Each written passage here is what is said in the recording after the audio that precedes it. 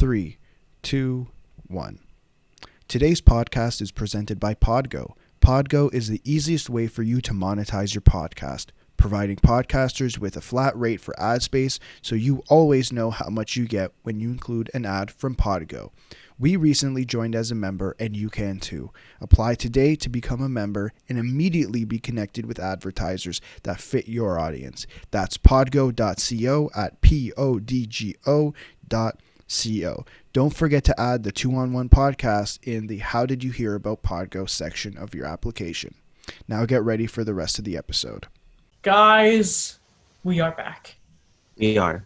Woo! Still here. We need to work on the energy. Haven't gone anywhere. We haven't gone anywhere. It's been too long. 4 I know. days. Do you guys hear that from me? Right now? Do you hear I anything hear- in the It background? sounds like traffic. I hear a siren. Okay, so you do But hear. We don't have the very garbage low. day anymore, but we do have sirens because I am in Montreal. Why are you in Montreal? I'm moving there for the first semester of school. Because everything's online in, great city. In fact, what's really funny is if I had the balls, I would take my Mac outside and I would peek you over my patio, because if you were to go about like maybe 8 feet from where my patio is the Bell Center. It's wonderful. It feels good to be here. In Are you fact, going to do it? Are you going to do it? I'm not Do going it to with the selfie stick next time. maybe. Come on, Safer. come on. And then also there is another apartment building that's that way towards the river, and it is one of like the Habs Phase 3 condos, and it's got a giant CH on the top that lights up during the night, so I get to see that. And then if you can't see it from this corner of the building, but there's also another black tower that has a CH on it, so I cannot escape the fact that my hockey team is gone, and I miss them so much. But we'll talk about the Habs in a moment here. First off, guys, this is how the show is going to work out for those of you listening today. First of all, you should really go check out the YouTube channel for a visual experience of the show, because Daniel's got like a Where's Waldo, like red and white. Like all he needs are the glasses and the toque, and he's Waldo. It's hilarious. What influenced that wardrobe choice today, Daniel? The Gary Gould advice of brighter colors on the camera. What is it? Red, blue, orange, something like that. I don't know. I keep wearing like gray, and then I compensate with like a red Canada hat to balance things true. out. All right. Also, Thank if you, go Gary. on- if you also go on the visual thing, you can see I've hid in my corner a panda, and he is wearing a Montreal Canadiens scarf. His name is Carter Hart. Had a hat. Hmm? Had a hat. Carter Hart, who was not the reason the Flyers won, but we're going to get into that later. So we're going to start off with a mini power hour here. We're going to talk about Jesse Puljujärvi, some Mike Milbury stuff, Oliver Ekman-Larsson, his future in question with Arizona, and Marc-Andre Fleury, and Alan Walsh is back at it again.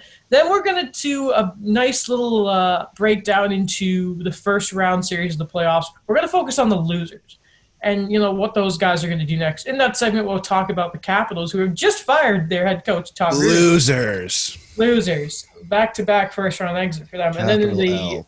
back half of the show, we will preview the second round, talk a bit about Dallas beating Colorado in Game 1. Colorado, there are injuries coming already, and it is very sad, but they can compensate maybe going to Game 2 with playoff Nathan MacKinnon. But to start, guys, Mark Spector of Sportsnet reported that it looks like Jesse Puljujärvi might be coming to Edmonton. Alex, boy is what do you back. make of this? I think it's great. I think it doesn't fully fix the issue, but I think it partially fixes the issue of getting Connor McDavid a winger. Because at this point, you can throw most players with Connor McDavid, and they'll look pretty damn good. I think the only one who hasn't actually looked good is Andreas Athanasiou. You put Tyler Ennis, and he's looked pretty damn good. Alex Chiasson, that guy got a big boy contract. Zach Kassian, some reason got extended. And he just makes everyone look good. And right now you have Nugent Hopkins on the wing with McDavid, and you have who was it? Josh Archibald? At some point, it was him or Cassian, yes. Friend of the show. Josh Archibald. God. Okay. Him and Anders Bjork are friends of the show. Mm-hmm. Yeah. What do you make of this, Daniel? Because I think another side of this could be that maybe this is Puljujarvi from a point of if he does still want to get traded. He did dominate in Finland, 53 points in 56 games for Karpa in the Liga. I know I didn't say that right. Is there another side of this to Puljujarvi, you think? I think it's only been 4 years since he was drafted, but I think it's a kind of a prove me now. Have you gotten better? When he first came into the league, I kind of felt that it was a bit of like a Valery Nikushkin situation where he's thrown into the fire so quickly and is expected to become like a top 6 winger right away. And when it hasn't worked out, he's a bit better now in Colorado. It's kind of sad to see that things didn't work out in Dallas for him, for Nikushkin. But for Puljujarvi, I think like there's still that chance. He's still really young. He could still say, I've said these things in the past, and I've used the Euro leagues as an excuse to kind of get the minutes I want. But now he's in a situation where he's like, okay, I'm more mature now. I've gotten better. Let me contribute as, this much needed winger that the Oilers sorely need. I think it's important to remember that last season at the end of the year, he needed double hip surgery. Yes. The team, what? How is that possible? Why would you wait until the end of the year to get double hip surgery? Well, there was also I think it was, they had another defenseman who had shoulder and he needed surgery. Clefbaum. Oscar Clefbaum. And then he was still playing hurt when it was said that he needed the surgery. And I think they were trying to showcase him too. I think the idea there was they wanted to trade him or try to get something for him. And you're playing this man with an injured shoulder. That's ridiculous. But new GM, still big boy, the old boy club up top. Again, looking at that draft class, my Puljujarvi might want to start getting his stuff together. Matthews, good player. Laine, good player. Dubois, fantastic player. Puljujarvi, Kachuk's up there too. Clayton Keller, some good players making a lot of money. And Jesse Puljujarvi might want to start picking it back up here. Now this is unfortunate, guys. We have talked, we really did talk about, we won't spend too much time on Mike Milbury here because I think what we said last episode pretty well summates everything. But since then, there was a game that he was working where he talked about, I'm going to paraphrase here, the lack of distractions for players in the bubble. And one of the things he said was basically, there were no women here to distract players in the bubble. And, it is very much a 2000 and late take, I should say. It is like nothing short of it's sexist.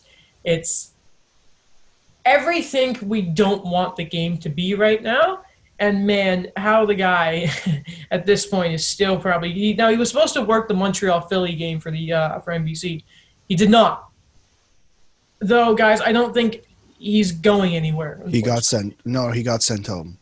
He got sent. No, but what I mean is going anywhere isn't. I don't think he's getting fired. I think there has to be conversations. This is the exact situation that happened with Don Cherry. The NHL came out and said something, and I guess in Don Cherry's case, the CBC came out and said something, or Hockey Night in Canada came out and said something. Like, I think there's all these similarities, and I think there's a discussion that will end up being had. Whether he's fired or not is a different question, but I think there's a discussion that has to be had because it has too many similarities to how the Don Cherry situation went. It was an empty calorie apology, Daniel. Though the difference right now, if we're talking Cherry, Milbury, because there is a very good case to compare the two, Milbury did apologize. It wasn't even the first kind of sexist thing he said in the playoffs. It's just now all of a sudden when you're in the actual 16 team playoff that more eyes are on him, and he finally, I'd say, got caught saying something stupid. Yeah, I think was it Katie Strang in The Athletic wrote about it that it's something that I kind of really resonated with me that, are there really any other options that they had, like in, the current climate of media to have someone like Mike Milbury still be on the air, that this is the best you could kind of do? Like, what are you kind of catering to? Like, who are his fans, and who's someone that we talk about so many people in the industry where they've been able to kind of roll with it. Our favorite friend of the show, Bob McKenzie, not exactly the youngest guy, but it's a guy that's been able to adapt as the game has changed as well, both within the game and culturally. And yet we still see these types of voices on the air. And I don't know why. Like, are we catering towards that? They owe him something as like an old boys club kind of guy, or it's something that there is a small group of people that go, yes, this is my ultimate hockey insight guy. Like I definitely need him on the air.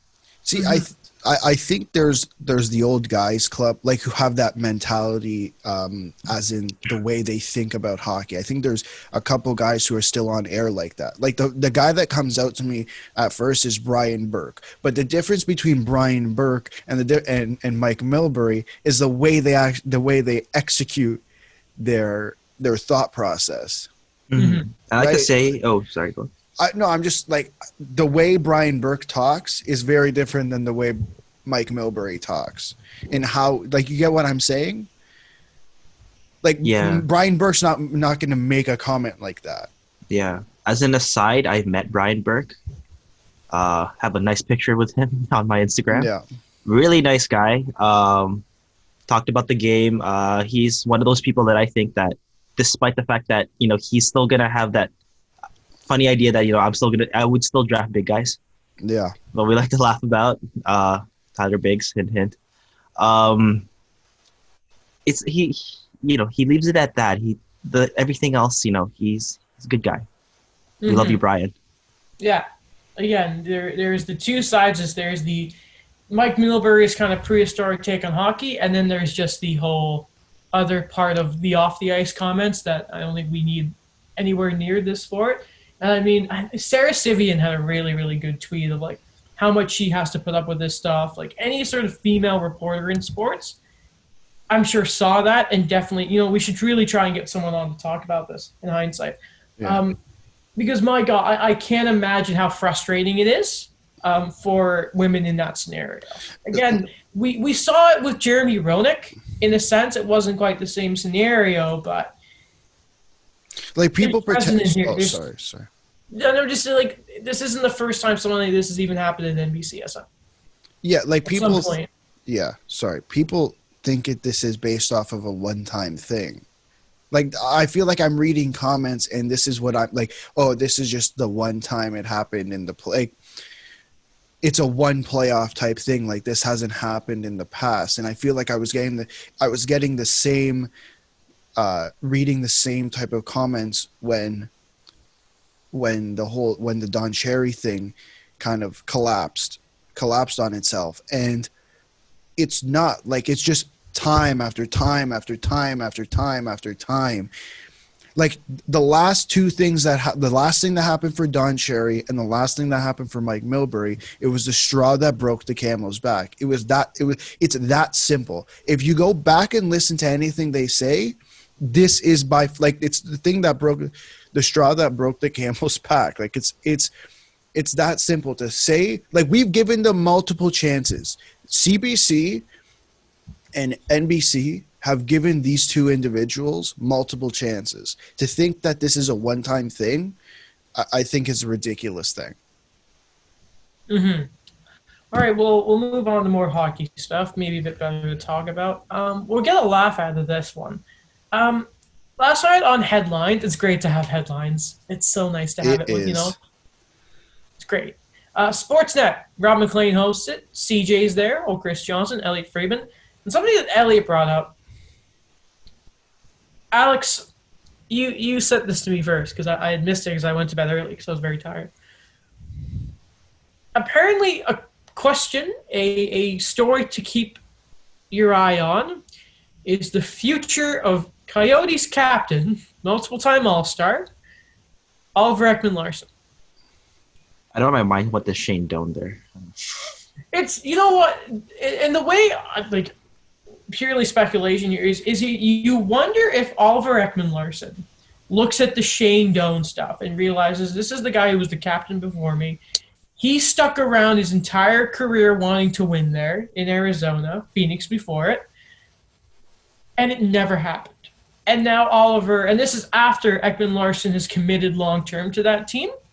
And again, you've just seen the man who gave you that deal has just run away. There's word that apparently the Yotes are looking at different GMs, and Sullivan, might even have a position in another team lined up.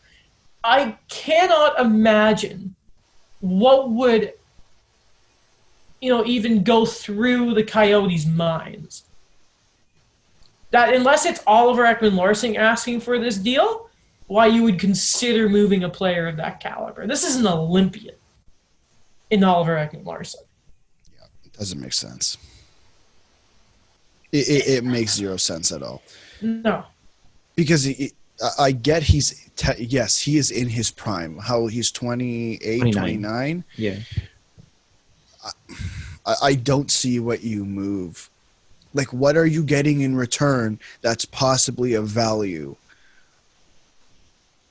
Dylan DeMello, a first and a third. Like, he's literally, if you don't want to consider him a number 1D, and I think you can make a very, very, very, very strong argument that he is in that number 1D caliber. That's what half the league is looking for. Why would you get rid of a guy like that? Mm-hmm. Like, you have goaltending, you have a number 1D, you have Clay and Keller. What are you possibly getting in return? Like, do you have that much hope in Jakob Chychrun that he can replace Oliver Ekman-Larsson? Like, that's the only thing that's going through my mind. You trade Oliver Ekman-Larsson, you have all this hope for Jakob Chychrun, and you can get forward prospects. I don't know what this team's looking for. Then Daniel, let me ask you about the other side of this, because Ekman-Larsson does have a no trade clause. Because if this again, Friedman said he did not have 100% on any of this, but if he has the mind to say this on the headlines, first game of the second round of the playoffs, I think there's some validity to it. If this is Ekman-Larsson's decision, what do the Coyotes then do that not only can they lose, is it looking like they're going to lose Taylor Hall, but then you also lose your captain and arguably the best defenseman in your franchise's history? Mm-hmm. I think that it might be comical to think that they're going to trade Oliver Ekman-Larsson, but I think that if we're going to look at one side of it, I think current management looks at, okay, what is our core? What have they been able to do? And what is it going to look like moving forward? I think, this is my opinion, I think Taylor Hall is not going to re-sign there unless they give him a mountain worth of money. Yeah. And then when you kind of look at everything else, do you trust your franchise on someone like Clayton Keller that, that cap hit's going to kick in, but he hasn't really proven to be a number one center just yet. And you take away that, you have an aging Phil Kessel, you have Christian Dvorak, you have all these other guys. And these guys that, may be entering their prime or are in their prime, but I think that's the only time when you consider, okay, let's recoup assets and let's start from the ground up. Let's move away from what we had in the John Chaika era and let's start anew. So I think that's the only situation, but I really feel like the Coyotes, with, to be honest, the money and the commitment they have on these guys, that you're going to have to kind of keep going with what core you have. So for Oliver Ekman-Larsson, unless you could get, I think, a capable guy back or someone who's a bit lesser with, some assets here and there, it has to really amaze me till I think that he gets moved. Mm-hmm. Daniel said something interesting, something about management. I don't think this is management. The fact that it's already been brought up on headlines, I think, that Steve Sullivan doesn't have the permanent GM tag, it makes no sense to trade Oliver Ekman-Larsson. If you what trust do you have in Steve Sullivan in making that trade? I think what if it's him ownership. who wants it though? It doesn't make sense. If it's him who, absolutely. If it's him who wants it, even if it's him who wants it, I look back at the Erik Karlsson situation. There is no doubt in my mind that Eugene Melnyk was involved in the Erik Karlsson trade. There's no doubt in my mind.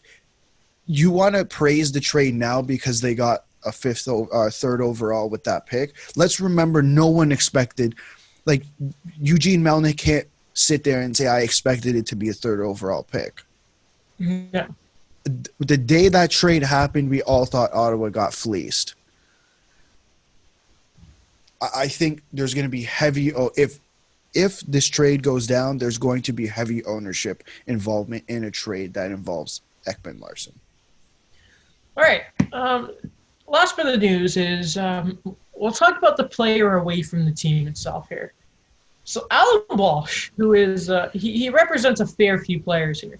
And I know over the past few seasons, a lot of people have gone to the well of Darren Ferris is the worst. Alan Walsh has been a very vocal agent for a very long time. I'll read you some clients now, obviously. Marc-Andre Fleury, we're going to talk about in a second here.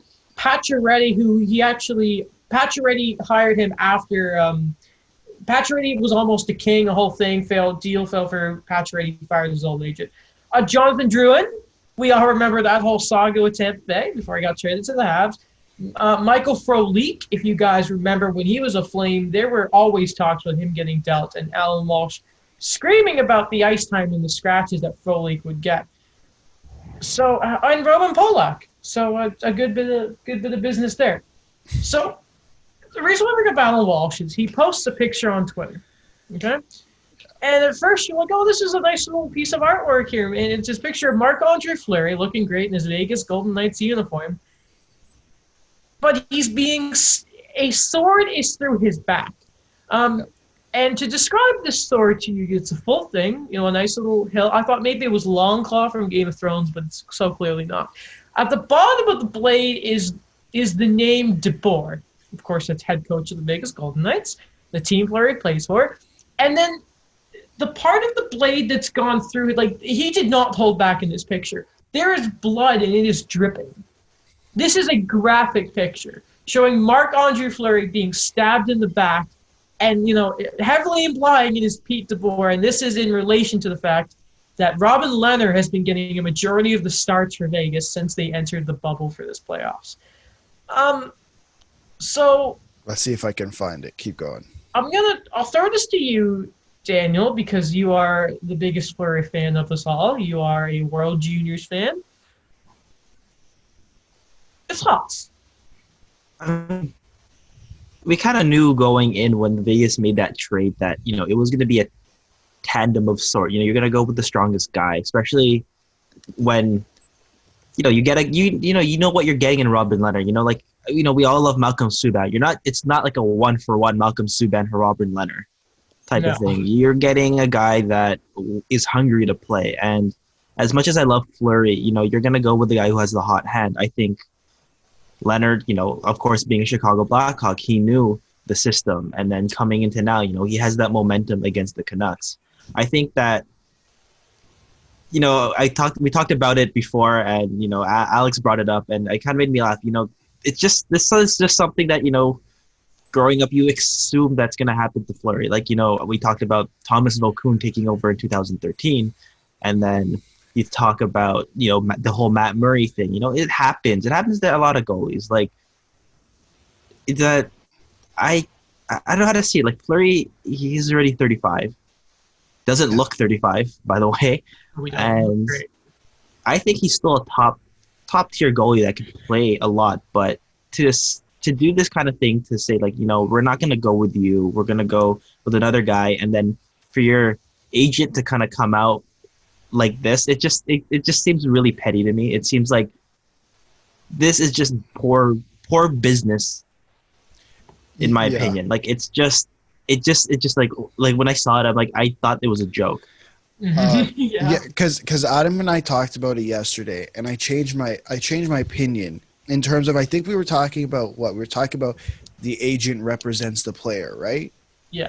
By the way, the tweet has been taken down. So Marc-Andre Fleury called Alan Walsh and said, "Take that crap down." Clearly, because everything that Marc-Andre Fleury has said up until today, like up until this point, from the time that picture was posted, was I don't want to be a distraction to the team. We're fine. Mm-hmm. He's a winner, no matter what. The issue that I have is the fact that he did it like this in the middle of a playoff. Yeah. It just Right, like I think that's the biggest issue here. Like I don't mind if like I just don't think that's the way to do it. I think that just looks like if a player did it, I think okay.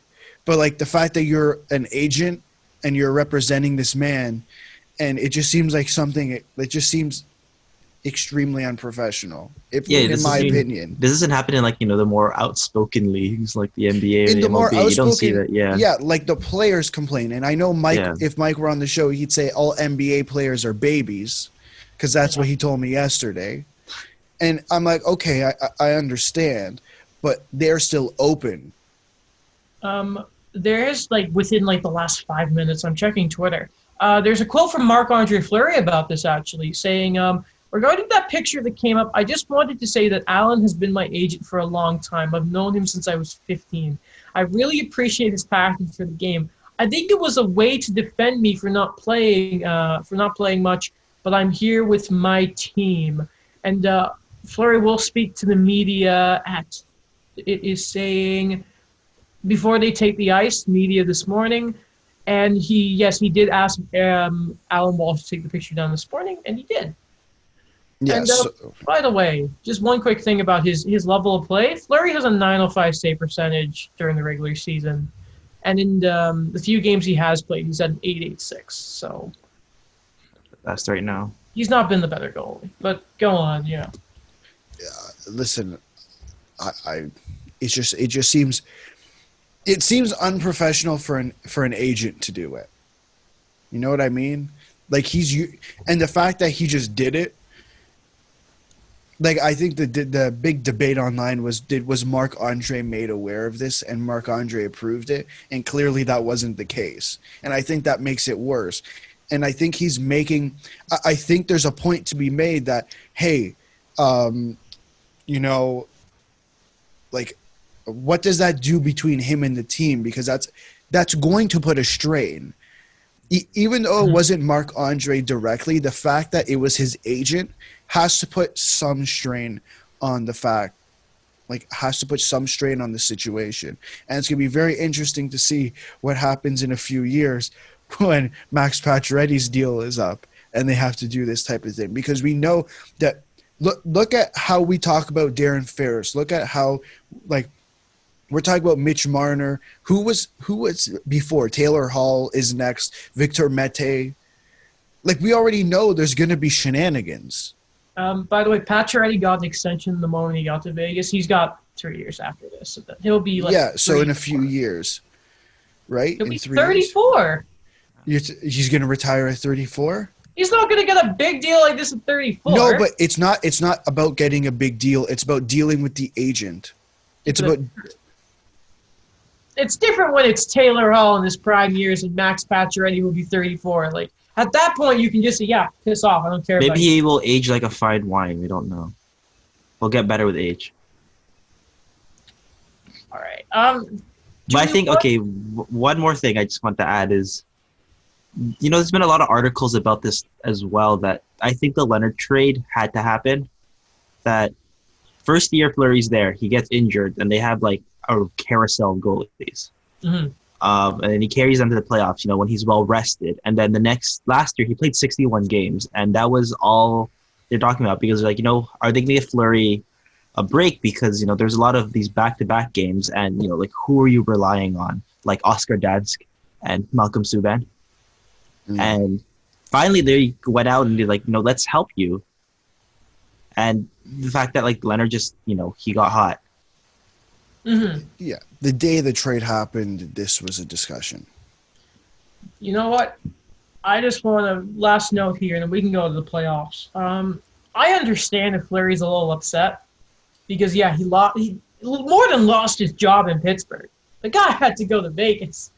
He and then what had to go to happened- Vegas. What big deal? He had to move from Pittsburgh to go to Las Vegas. I understand, but This don't make kid, it seem like going to right? Las Vegas for him is the worst Well, thing in when the you have a young world. family, you don't want to I move, understand. right? I Yeah, understand. or the nice community of Scranton. Anyway, okay, we'll go to the playoff. We'll focus on the losers first. Losers. The losers. We all love you, losers.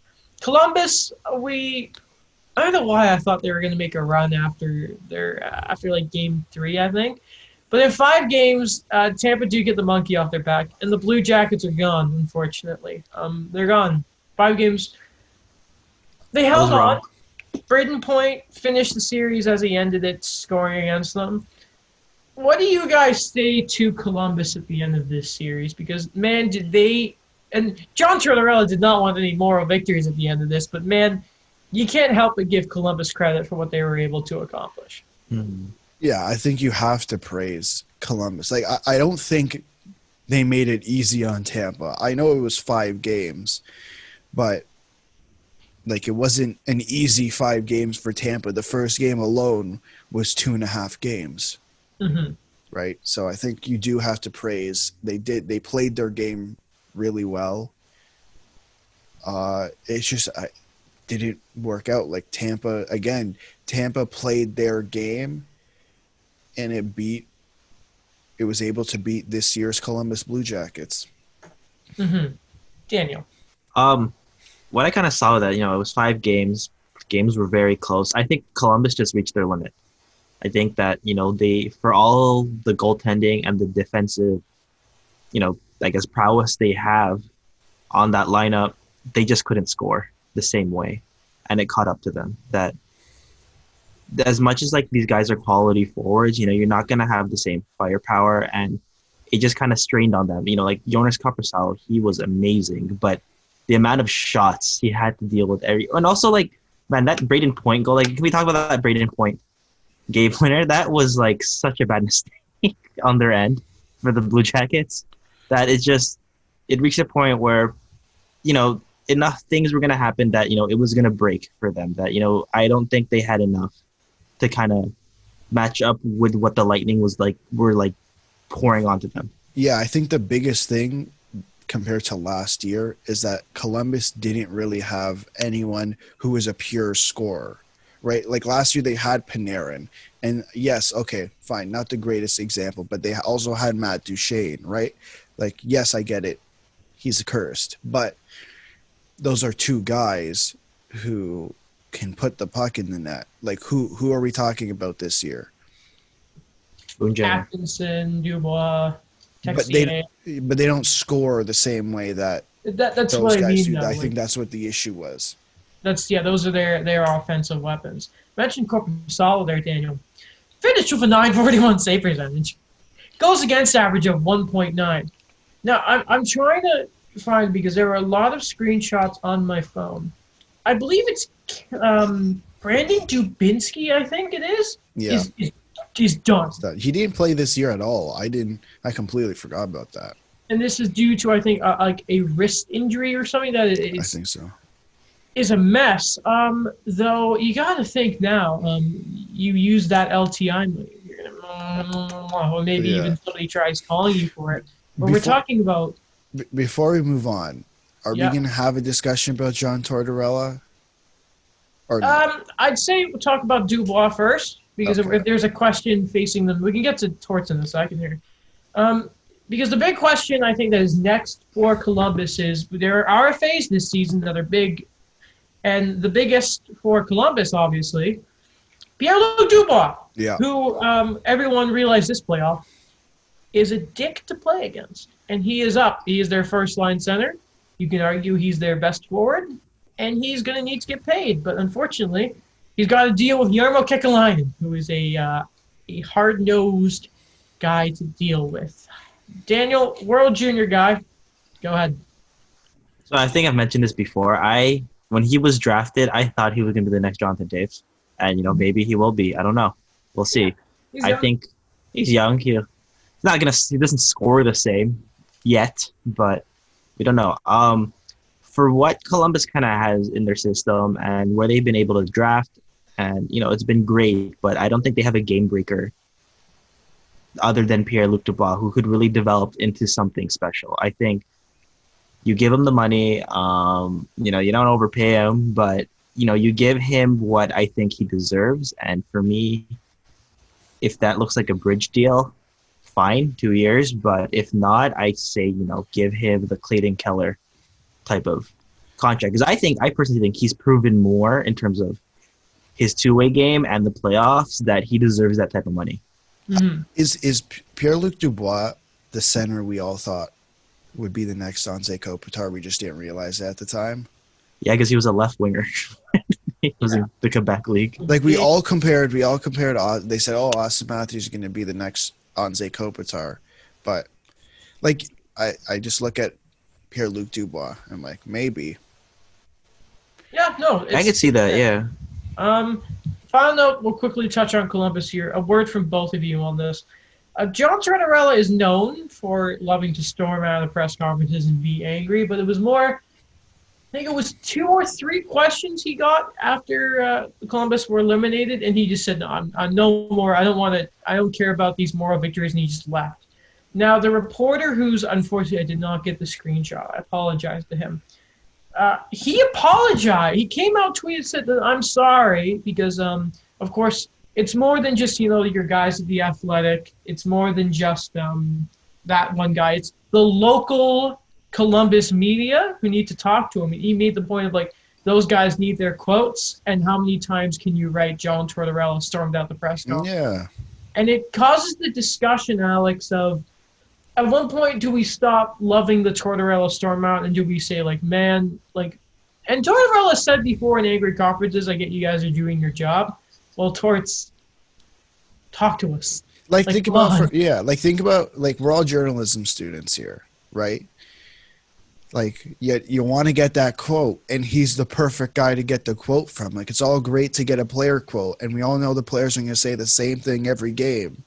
You got to get pucks deep. We didn't do this. We didn't do that. But a lot of the times, I watch, sometimes I go and watch the coach and the player pressers, and I feel like I get so much more out of the coach than I do out of the players. And the fact that time and time again, listen, I love John Tortorella. I think he's an amazing coach, and I believe his deal might be up. Really? I'm gonna double check, but either way, that's another guy. I'm locking towards down, now. Mm-hmm. But come on, man.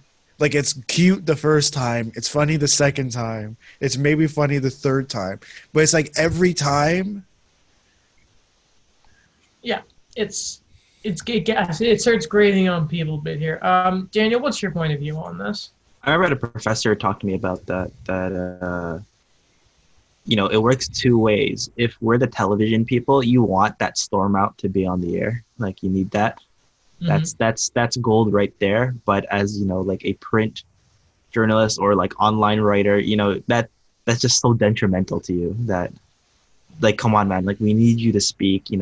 He is a guy that I think is a gem out of what we've talked about with that whole not saying much about anything in the NHL about the whole get pucks deep, good team effort, we got the bounces tonight type of responses. When you get someone like John Tortorella who could talk, he's brutally honest, and sometimes it kind of comes off as that's not something that we see all the time, but that's why we want it as journalism students, as people who want to interview. That's what you want. You want variety. You want to put something that this is why this content's more interesting and more worth your time than anything else. And I don't know, it just, I guess, as a younger fan from before, you think about, oh yeah, that's what he's going to do. That's what he's going to, that's who he is. But now it's just kind of, come on, man, the other people who are in this, the media aspect to it, we need the quotes. Mm-hmm. His deal, runs it doesn't end this year. It ends at the end of next season. Good. Next, we have probably my biggest disappointment besides Montreal. Biggest disappointment of the first round. Losing Svechnikov did not help, and also losing Stahl for the end of Game 4 when they really fell apart did not help the Hurricanes.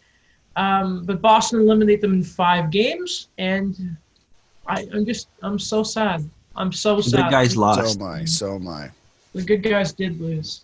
They did. It's Did we mention James Reimer getting shelled in Game 4 on the show? Or was Yes, that we did. We Yes, did. did? Last Okay, sorry to episode. bring that up again, but That's okay. the Canes, guys, how do we feel about them going forward? Still a young team, still lots of potential, but at least got one win against Boston like last year. Consolation. Yeah, Yeah. yeah. It's Next year will be 2. Twitter is such a mess. Honestly, I don't know if you guys went onto Twitter after the loss. Probably, yeah. I saw a bit of It was a yeah. mess. It was It a was a mess. while ago. It was a while ago, but it was a mess. Like, I don't know. People are complaining about the small sample size versus, I don't know, Leafs Twitter. I'm like, man, just leave it alone. It's a different team. Let them have some fun. Because the whole thing is they're 1-8 against Boston, right? Yeah. In the last 2 years. Whereas apparently Toronto was, I don't know, what's the 6-8 or whatever? I think. 6-8. Back-to-back Game 7s, yeah. Yeah, so 6-8. But I'm like, man, just stop comparing, please. Please stop comparing. I think I really like the Carolina Hurricanes. The only issue, and I think I said this at the trade deadline too, they need like a proper goaltender. I love Peter I don't love Peter Mrazek. I like Peter Mrazek. I love James Reimer. But the biggest thing like that this team needs is a number one proper goaltender. Because right now I felt like they were just going back and forth between Mrazek and Reimer, and they didn't know, like they weren't riding the hot hand. It felt like they were just going back and forth. And I don't think it did them any good, if I'm being honest. Like, there's going to be a free agent this summer, or there's going to be a couple who stand out if they make it to UFA, and Markstrom and Robin Lehner, who you absolutely call if you are, what's his name? Don Waddell? Don Waddell.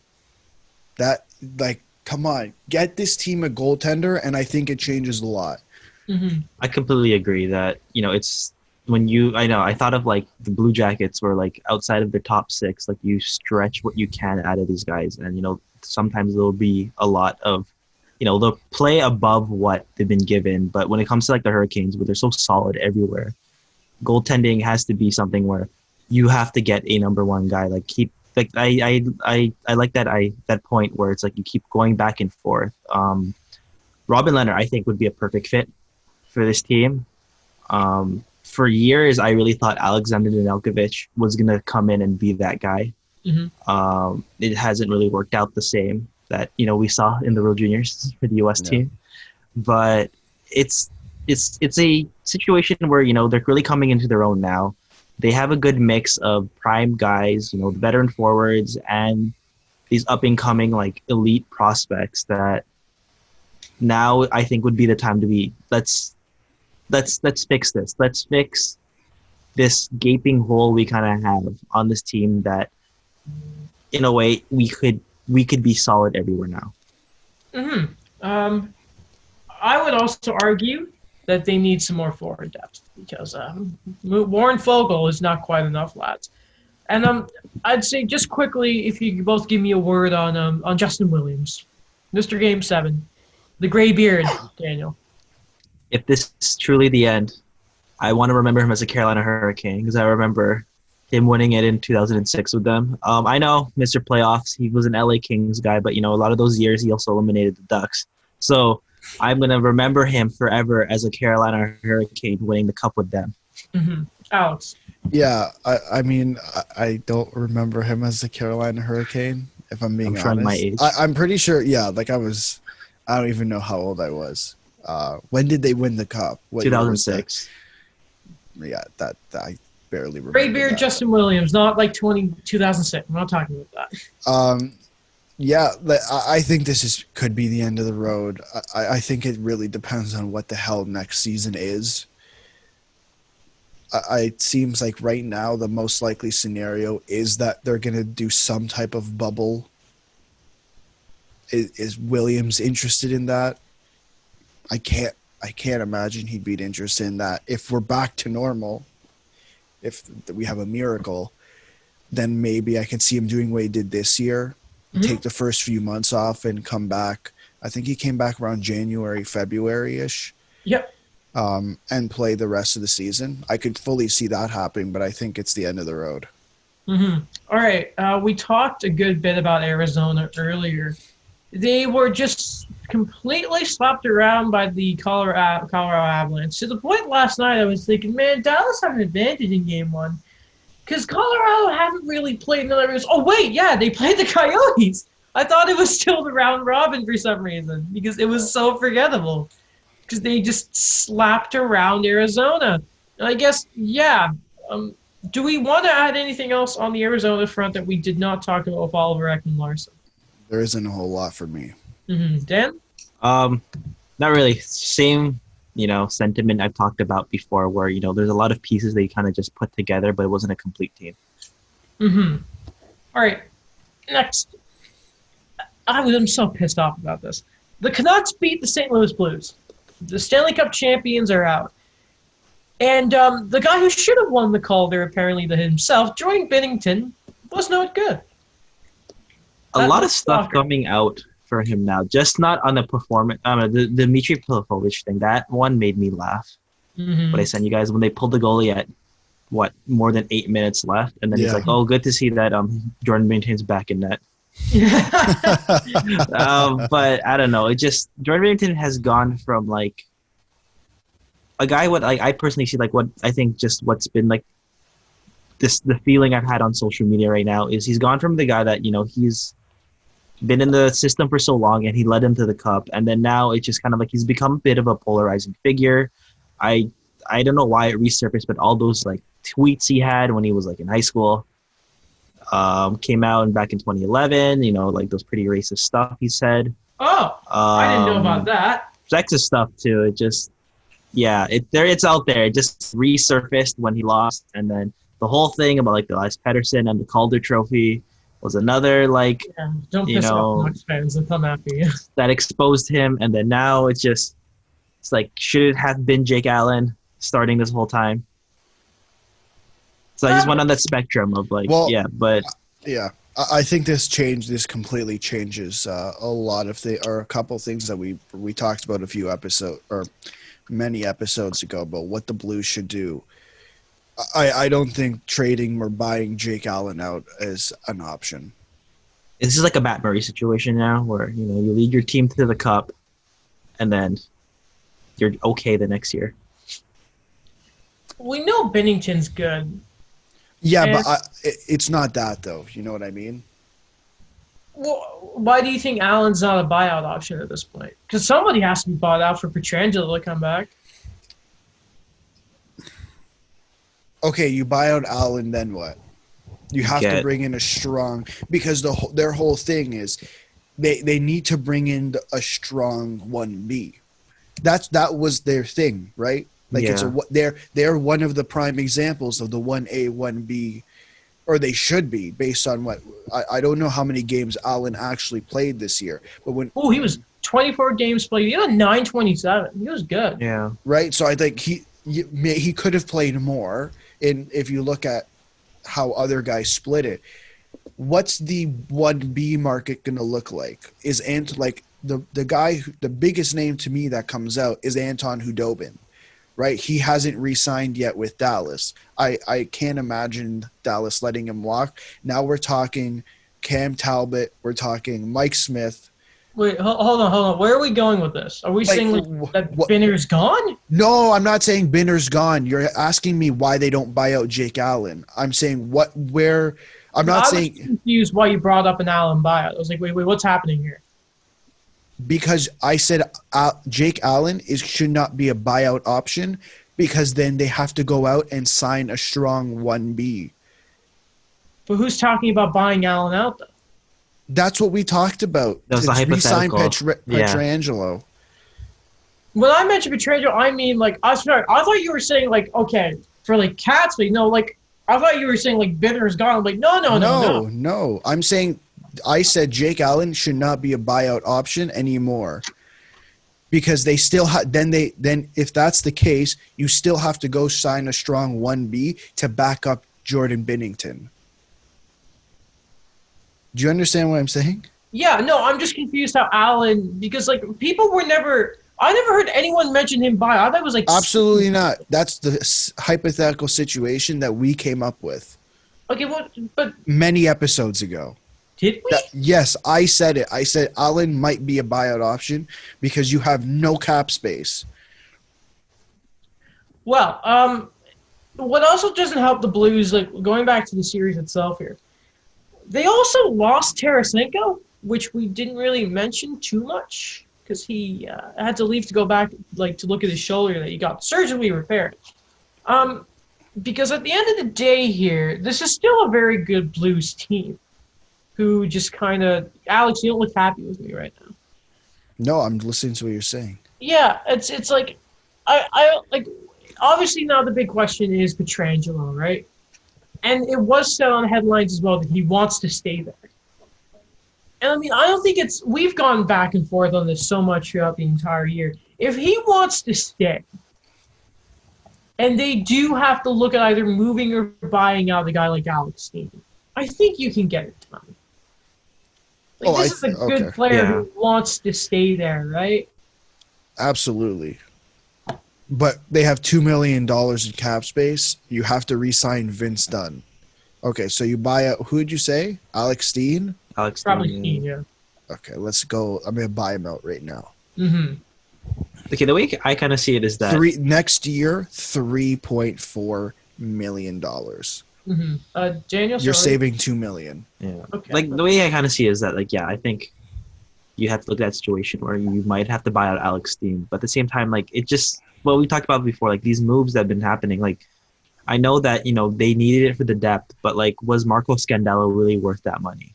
Yeah, that's a weird one. Like, that money could probably have gone to Dunn. Like, to have that wiggle room, I guess, or under the cap, especially when it's staying flat now, that you give a guy like Marco Scandella that kind of contract, and knowing you have all these other guys to re-sign, who I personally think are immensely, above what Scandella brings to the team. Like, so you said, Alex, sorry, how much are they going to have in savings if they buy out Steen? $2.3 million. Okay, so let's go 2.3. We'll add the 6.5 that Pietrangelo makes now. That's no, Adam. Next year, with everything they've done, this is with Pietrangelo off the books. This is re-signing Falk. This is re-signing Scandella. $2 million. Oh, so the cap space already has with him out, eh? Yeah, $2 million plus the 2.3, which is 4.3. Then what? You move like the guy here that I think you're moving that has significant cap space is Tyler Bozak. Yeah. Who else do they even have down the middle? Had to be a younger guy. Well, Robert Thomas. Yeah. Sammy. Oh, I guess I thought Sammy Blaze played center, but I guess not. Oscar Sundqvist could kind of probably move in. That's nothing. Ivan Barbashev. Okay, and who has not been as advertised. Barbashev, yeah, they could probably move him or somewhere. Like someone has to play third line center. Yeah. Right. That's the thing. And then Jordan Kyrou, like, I don't know, he takes on one of like the gaping winger parts on the bottom six. Well, if it's again, I don't think any of us would have a problem having to get rid of Tyler Bozak to keep on Alex Pietrangelo though. I guess we'll go on from St. Louis because again, it's a weird scenario in the world right now. We don't quite know what's going to happen there, but I mean, again, at the end of the day, you have time, and there are teams that do have cap space. It's going to be more like are they going to have to give some stuff up? Yeah, but to keep that level of player. Definitely worth it. You deal with it. You roll over and you take it. A team that has not just rolled over and taken, and have already made a big change. The Washington Capitals for back-to-back years now, a first-round exit. And they have fired head coach Todd Reardon. The first question here is, guys, I would die to know how you let Barry Trotz go. Because my dear, what's the most? I love the handshake lines, for not just like the symbolism of it, but the interactions you get, like Trotz and Ovechkin laughing it up, Trotz and Holtby at the end of it giving a big hug. Holtby's probably saying, "Here's my number, call me up at free agency." Yeah. I mean, I have a buddy who's a Caps fan.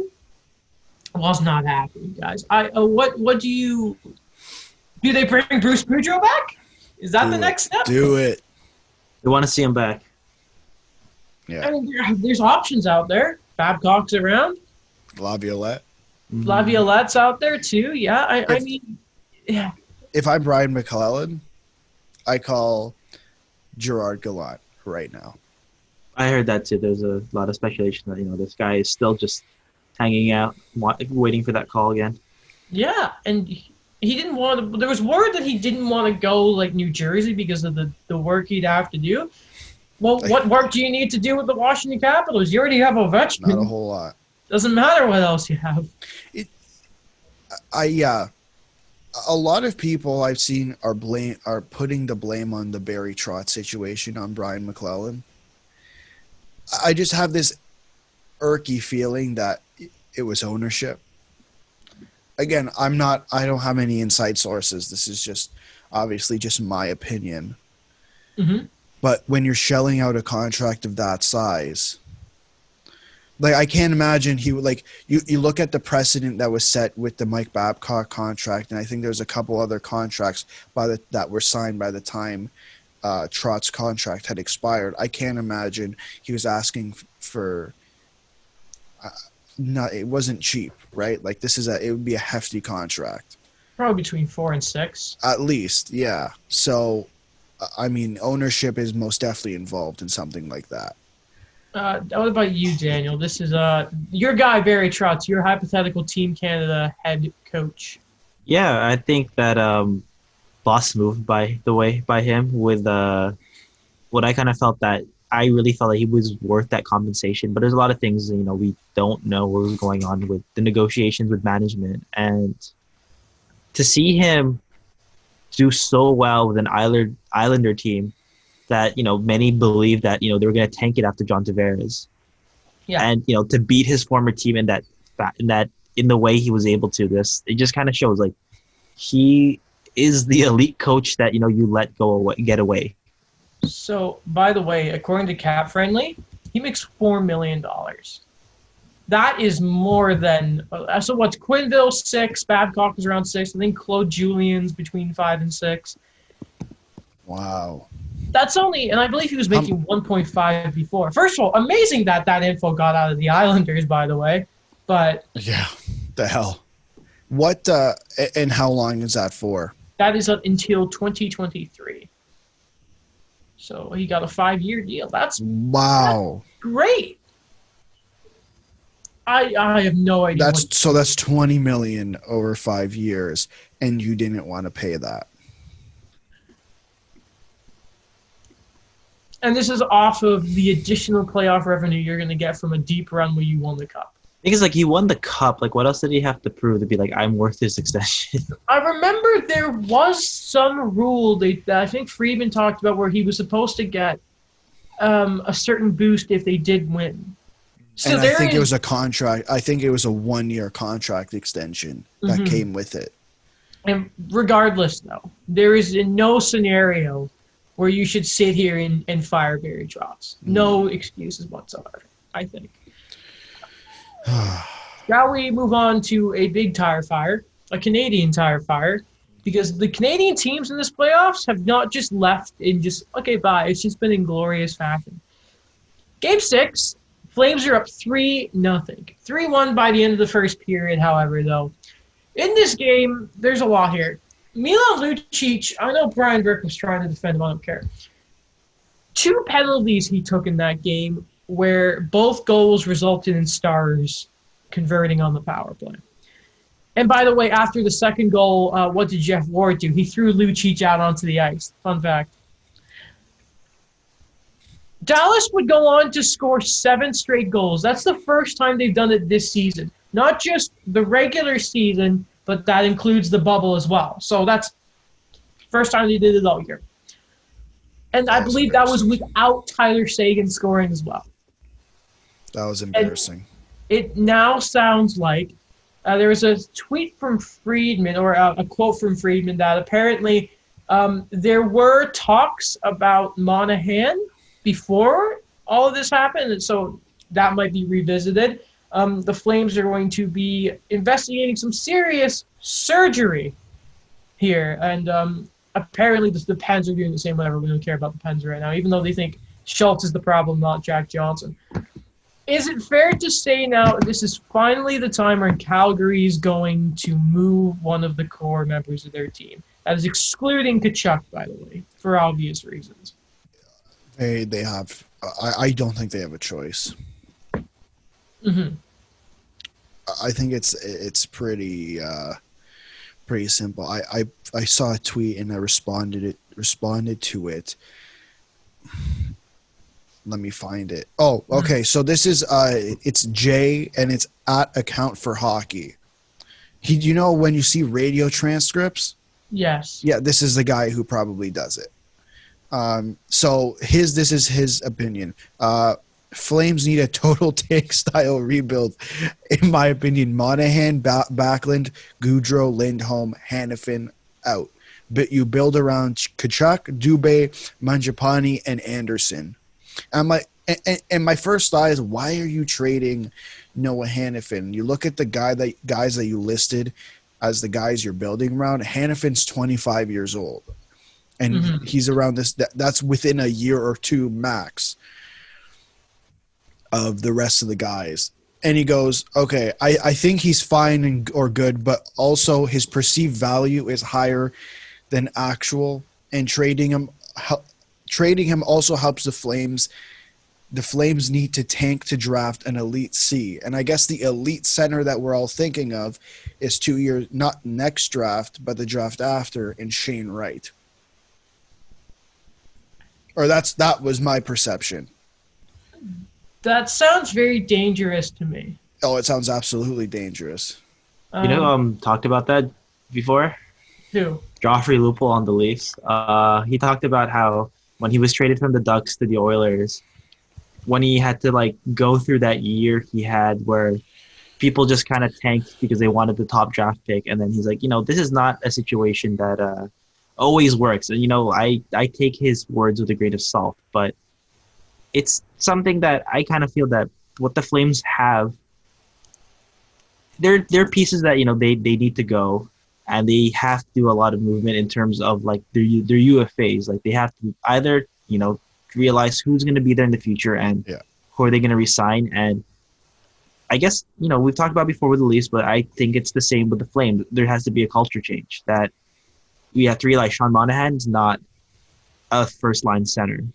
Johnny Gaudreau is not a guy that is going to be your playoff hero, your playoff guy that you could kind of rely on when, the games get more tight, they get more physical, and, he doesn't have the space to kind of do what he's accustomed to in the regular season. And, goaltending too. It just needs to, I think, same as the Hurricanes, pick one guy. How dumb was that pull on Talbot? That was so stupid. Yeah. And his explanation for it didn't make sense either. I don't know if you read it. He was going to put him back in after 2 minutes later. Yeah, what the hell? For what? What the hell does that possibly do?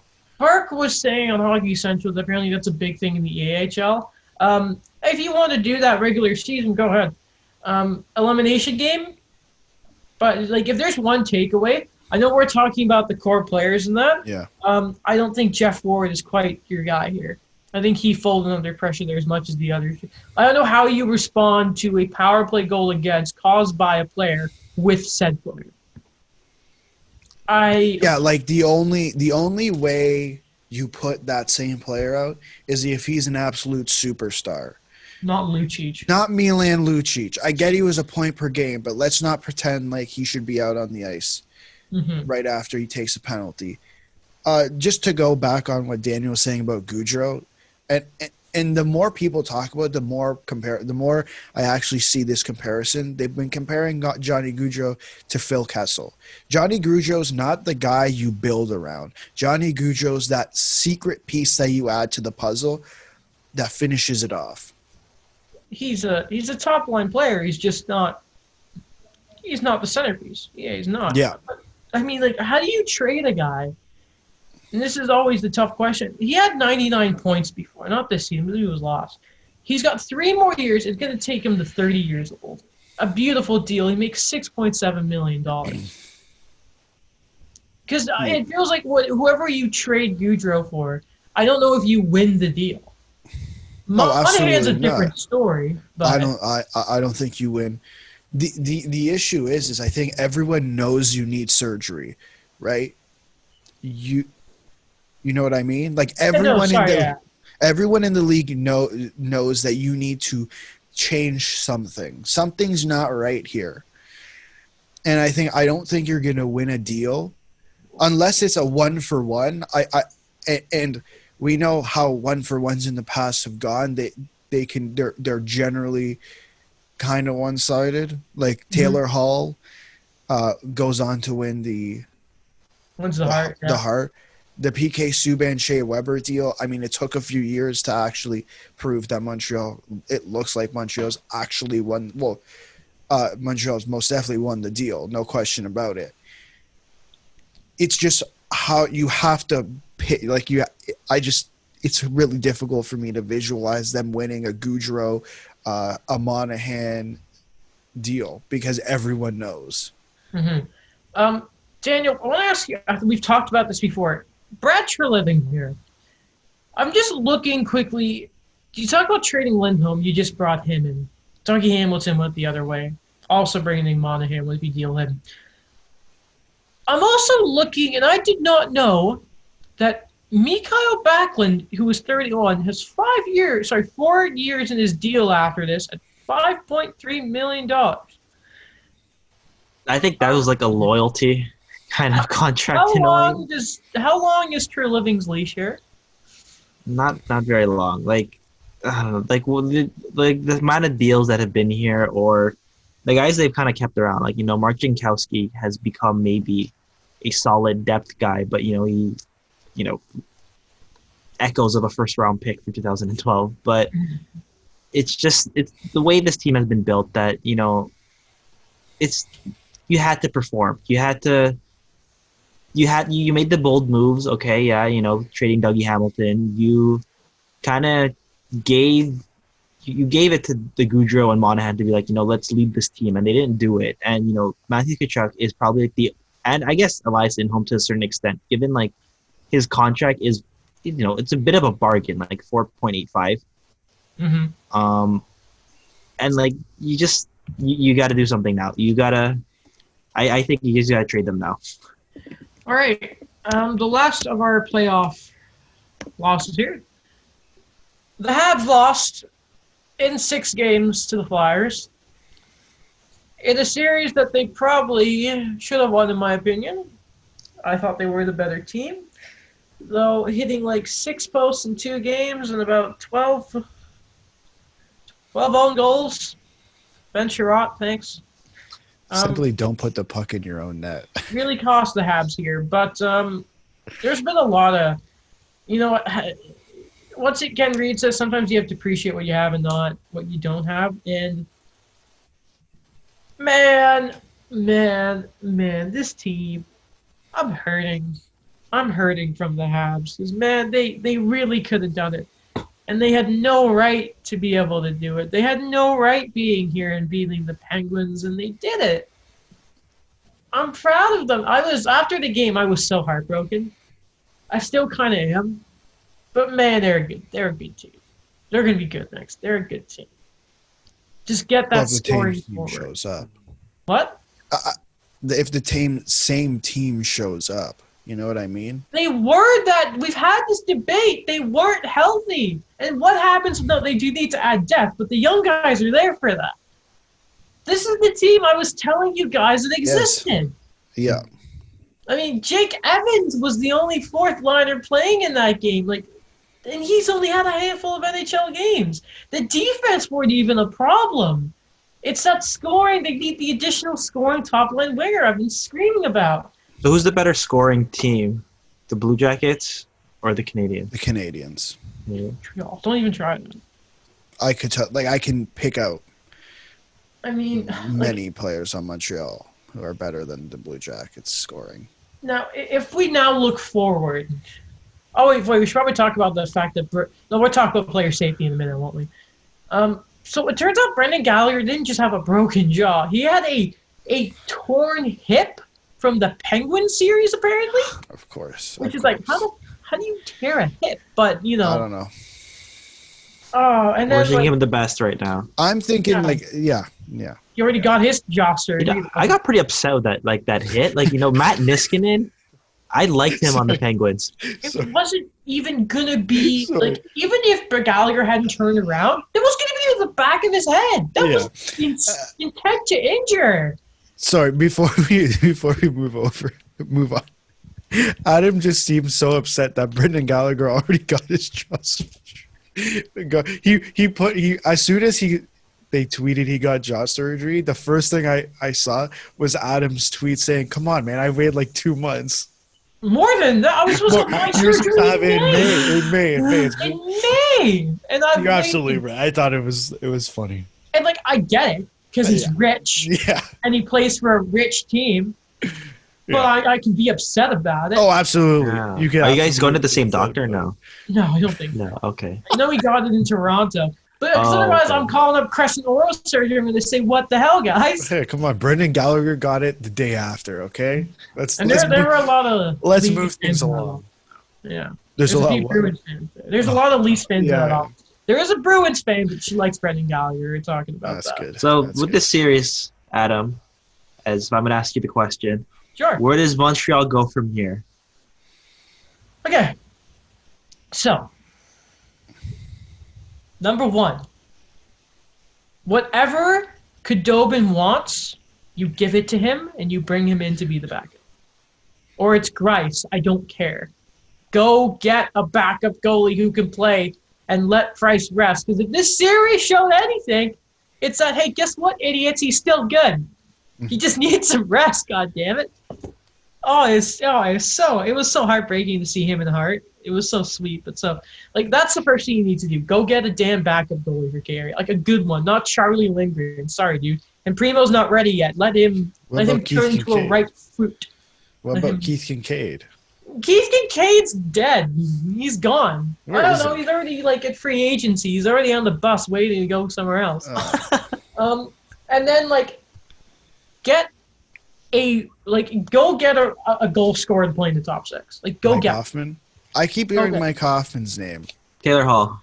him. No. I don't want that. Another Darren Ferris Klein? Is that what you really want, Daniel? Come on. People have talked about either him or Dadonov. I think either of them would work. Yeah, you just want to be careful with the term there. And I think get some better forward depth. I know I yell about Craig Smith. I don't think he'd be the worst option.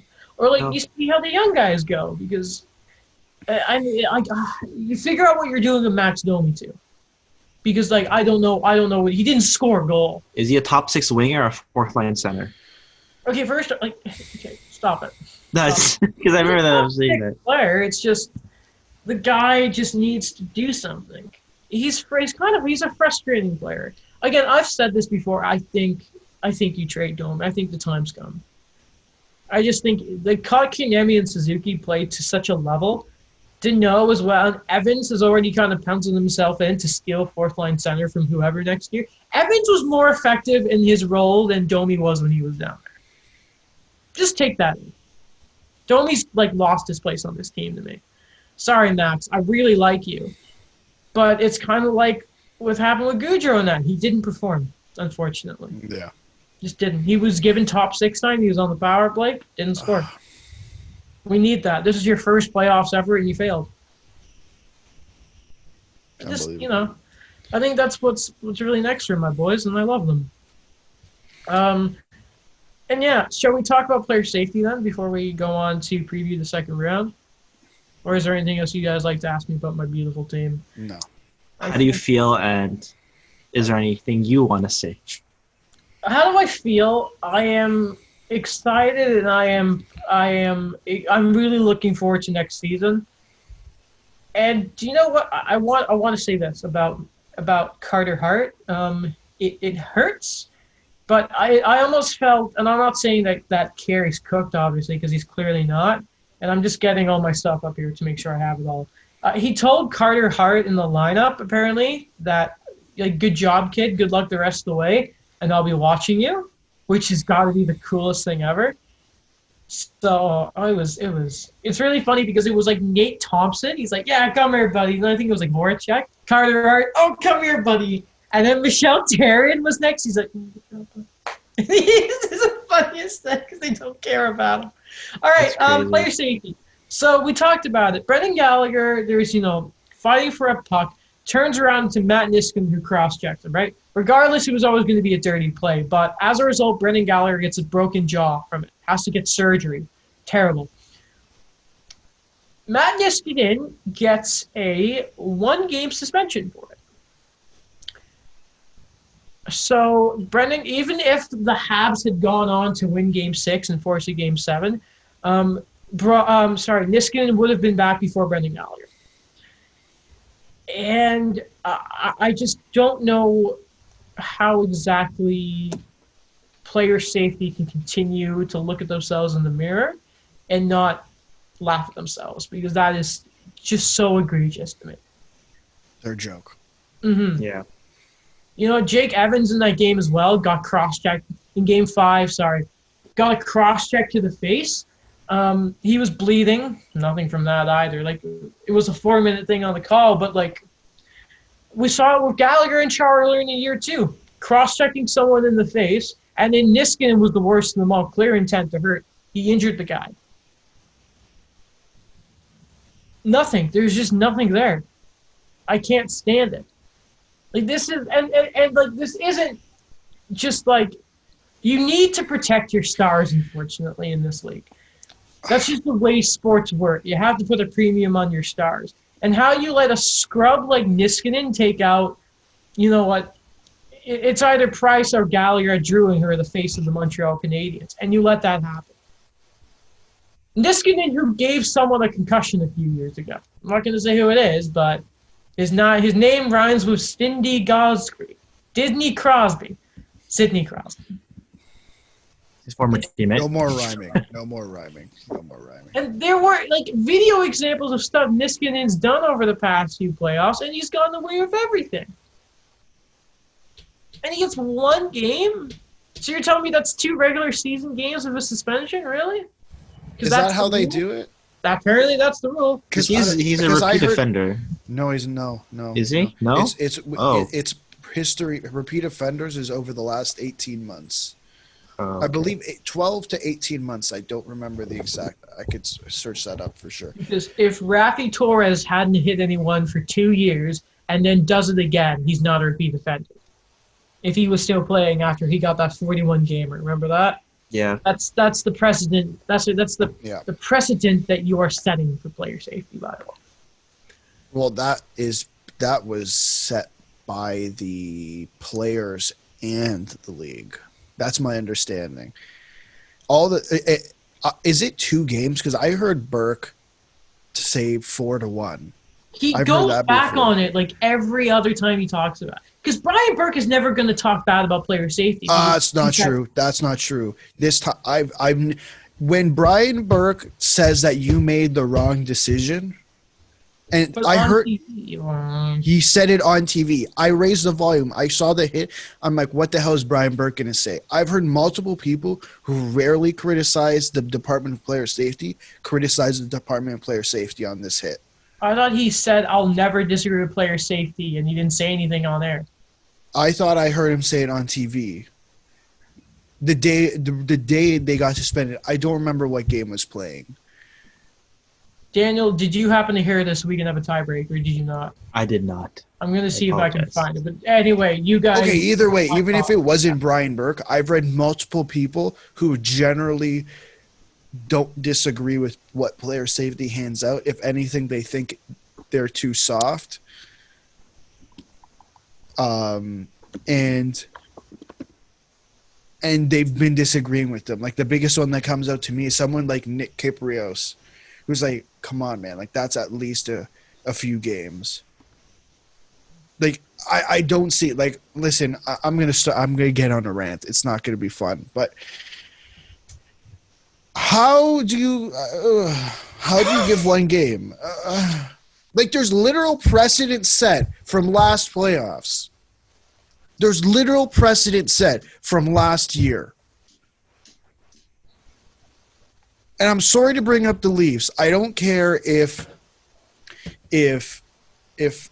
I'm crossing off the bingo card. Just make the point. But Nazem Kadri literally cross-checked Jake DeBrusk in the face and got in total got 4 games. Repeat offender though. Okay, so right now we're talking about 2 games versus 4 games. So we are now doubling the suspension. He should not. Matt Niskanen should not have touched the ice for the rest of the series. Minimum. It's not even a question. It shouldn't even be a question. And I think they've done the Department of Player Safety is such a joke that there's so many plays. Do you guys? I know Adam does. Daniel, do you follow Rachel Dory? Yes, Okay. Did you see her thread of every single dirty hit? I've seen. Yeah, Take my Leaf bias out of it, because everyone knows. Like I know everyone thinks that all I talk about is the Leafs, but there are multiple examples. There's maybe one Leaf example in that thread where there's dangerous hits. Everything else is non-Leafs related. Mm-hmm. How do you sit there and think I'm doing a good job? How do you possibly sit there and think I'm doing a good job and watch every single person complain? Again, Chara cross-checked Gallagher in the face and only got a fine. The league, the Department of Player Safety is a joke. It starts with George Peros. I don't care if he didn't get suspended. He's a dirty player. He was an enforcer. That was literally what people called him. Okay, wait, hold on. Enforcers and dirty players are very different things. He was both of them. He never got suspended. Let's just put, what else was he? Yeah, he was an enforcer, but was he dirty? Okay, he was a piece of garbage. How about that? Are we fine with that one? Who are we talking about again? It's George Peros. I don't know. Like on the ice. He was a fighter. Like I don't know. Like he didn't really have the dirty hits. Okay, like, he's not a dirty player. And I'm not saying this because I'm a Ducks. Like not because he was on the Ducks like winning cup team, but like he was more of like a pain in the ass. He was like he was like the guy that you square up against the other team's enforcer, and he did his job for the night. Okay, so he's a fighter. He is an enforcer. I don't care if he did not get suspended. Are you trying to fix the issues in the league, or do you not give a crap? Because putting George Peros in a position where he's never been suspended, but I'm very convinced that he leans toward the old style of hockey than what we're all like, what science is saying. Mm-hmm. So which one is it? Gary Bettman in the NHL? Like, figure it out. If you don't want it to be that way, don't pretend like you care. Don't pretend like you care about the players. Mm-hmm. And it's not just the stars. And I understand you have to protect the stars. But if the rule is a rule, let's go. Let's figure this one out here. Mm-hmm. It seems to be, and Daniel, we kind of saw it with the Jesperi Kotkaniemi stuff. I was hot when I watched it, but really the moment that the player, I'm sorry, I can't remember who he hit. Sanheim. It was Sanheim, okay. The moment Sanheim started bleeding, then that's fair. I think it's fair enough you throw it, because the moment there's any sort of contact with the head, you need to crack down on it in the NHL. Like, you have to do that. In sports in general, we need to start worrying about that. The head's pretty important, lads. The brain is pretty important. So is that what science has been telling us, or? Yeah, advanced numbers. Okay. And all this. Damn. Yeah. And yeah, with the Gallagher stuff, it's like again, it was going to be the intent to almost hit him in the head was a possibility, and and Daniel, like that moment of like the last second of Gallagher turning away was even mentioned in the video. So they have like how they could see everything coming, but they still kind of went, nah, we're fine. And Yeah, it one was game. like a heat of the game type of like reflex that No, it's not. It was like, not. What a joke. I don't know, like not saying like I'm offending him, but I'm just saying No, I like know. it's like the way I don't know these, I guess these playoffs go, that I don't know, he just wasn't thinking, and like that's on him. It would have been boarding too. Like Yeah. Gallagher would have been crushed. Would it have And been boarding? Yeah, so if Gallagher hadn't turned, the force that Niskanen was going, he would have boarded Gallagher. Oh, okay. It would have been bad. So do we want to very quickly just give some predictions and some stuff into the second round of the playoffs? Eh? Okay, we'll start off. Dallas, they do win game one. Grubauer was hurt. Eric Johnson came back and left again, fortunately. But playoff McKinnon's looking pretty good. Dallas, Colorado, who do you guys have here? We'll Colorado. Colorado. What about you, Daniel LeMay? Colorado in 6. Okay, and you guys want to give me a quick word as to why you think it's going Nathan to Colorado? McKinnon. Nathan McKinnon. That's fair. More of a balanced team. Like their top guys are performing, and even though when there's injuries here and there, like they've been able to kind of hold the fort. Okay, and I'm going to put this on the Google Doc so we can all keep track. Okay, this is, in my opinion, the series to keep your eye on. Boston and Tampa Bay, lads. Oh, by the way, I'm going Colorado because I've been on that train all year. I think that's the consensus thing this whole year for us, or this whole COVID thing for us, has been Colorado sweeping it all, winning everything. They're amazing. And in the East, I'm going to go with Tampa Bay because I'm going to agree with Mike. I think it's their year, guys. It's going to be Colorado stopping them. But I really see Tampa, Colorado. That'd be a fun finals. Yeah, so do I. Yeah. Okay, we all have Tampa Bay. All right. Tampa in 7. Yeah, that one's going all the way. I'm going to say Tampa in 6. Tampa it's going to go to game 7, and then Steven Stamkos reemerges with his entrance music. That would be nice. Coming for game 7. That would be very nice because he's on my fantasy team, and I was told he's coming back. But all right, another series, and man, Philly's top guys who have not been performing need to step up if they have a chance against the Islanders, guys. Though I'm going to go with the Isles in this series, lads. What about you guys? Philadelphia. Really? What about you, Daniel? The Islanders. Okay, so Alex, you're the odd one out here. Why are you saying? I think the big boys wake up.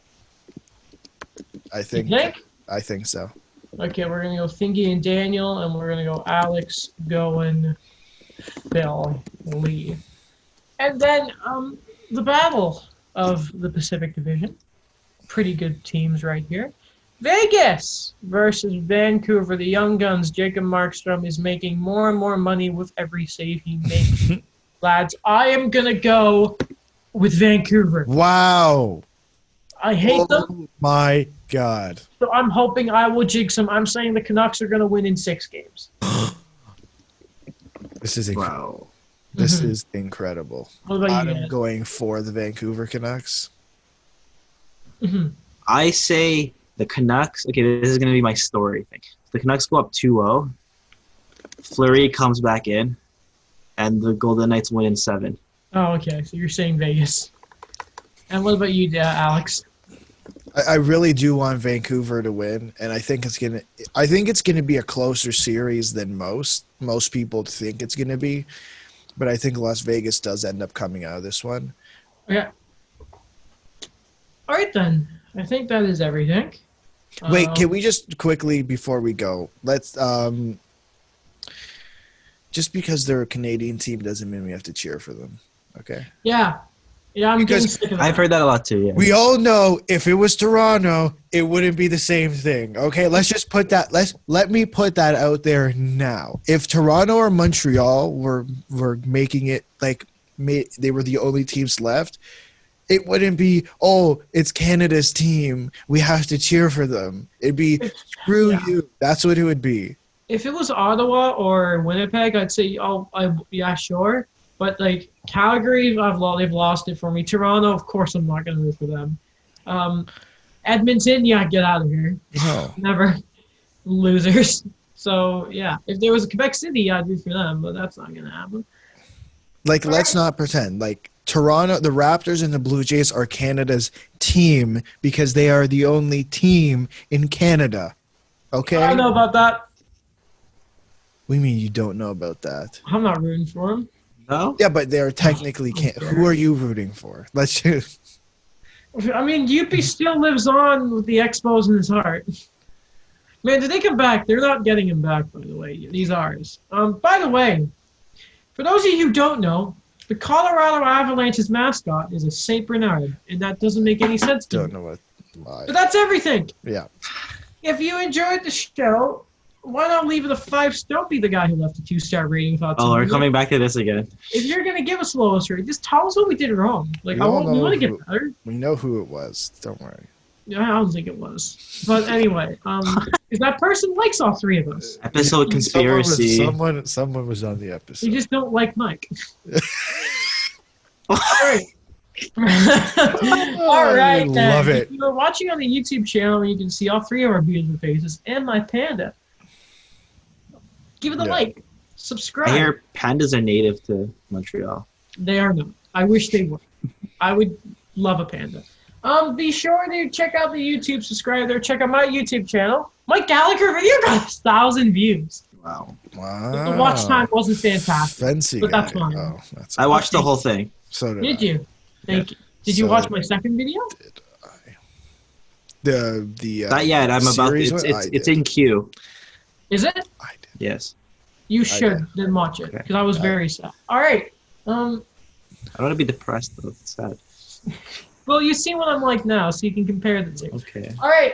You can also check out the show's Instagram and Twitter. We have a bingo card coming. I just haven't gotten around to transcribing it yet because I'm lazy, and I can kind of move to a different province. Fair. And I think that's everything. Voice ad, thank you as always for being a great platform. We love you. I think Follow that's our it. social medias as well. Oh yeah, yeah. All Okay. that. We're Okay, fun. I We think that's it. promise. Oh, Okay. I'm a good follow. Okay. See you guys.